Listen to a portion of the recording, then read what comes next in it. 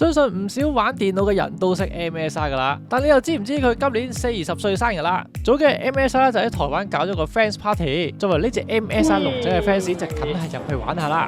講得40週年，當然唔少得講下歷史，即係呢家我先知 MSI 嘅創辦人係有成5個噶，由一開始喺細細嘅 studio 上面整主機板，到後嚟整顯示卡，最後再集兩者大成推出 notebook 產品，甚至近年最興嘅掌機。相比主機板同埋顯示卡，除咗結構複雜唔少 ，QC 上面咧原來都有好多工序噶喎。睇完呢個簡單嘅展覽，當然都有小遊戲玩下啦。你睇下我輕輕鬆鬆就拎到 A 啦 ，easy。睇完產品演化之後，當然都唔少得同唔同嘅 IP 合作，好似最近嘅 Furiland 同埋 Toy Story 合作之外，仲有上年 AMG 同埋 Monster Hunter 嘅20週年完成，而自家魔龍機又點少得呢？等我即場開翻個限量卡包先。作為一個消費品牌，當然要照顧翻唔同嘅用家需要。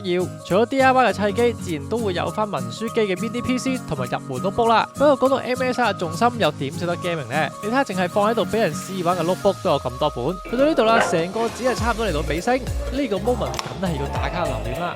等我用 AR 影翻張 MSI 產品大使先。結果我係 RAW 打大使嚟嘅喎。之後仲有40週年嘅紀念簽名，醒目嘅我梗係揾翻個靚位嚟留名啦。最後當然就唔少得自拍留念啦。想知影成點 ？sorry 啦。參觀完晒之後咧，最估唔到咧，原來係有得食噶。哇！你睇呢個龍仔雞蛋糕幾得意，唔係講笑，我都係第一次食雞蛋糕嘅啫。原來咧佢同雞蛋仔啊都幾似嘅喎。哇！今次真係有食有拎啊！食完嘢咧，最估唔到咧係有嘢買，除咗有唔同嘅龍仔產品之外，場裏面仲有唔少款嘅衫咧可以買。最後我仲完成任務，幫路控買咗盒龍仔 DIY 做完嘅公仔添。好彩有抽時間過嚟參觀咋，老老實實真係咧玩得幾開心噶。今次嚟到呢度先啦。如果想知 MSI Computex 有咩新產品嘅話，即刻上翻 YouTube 睇片啦。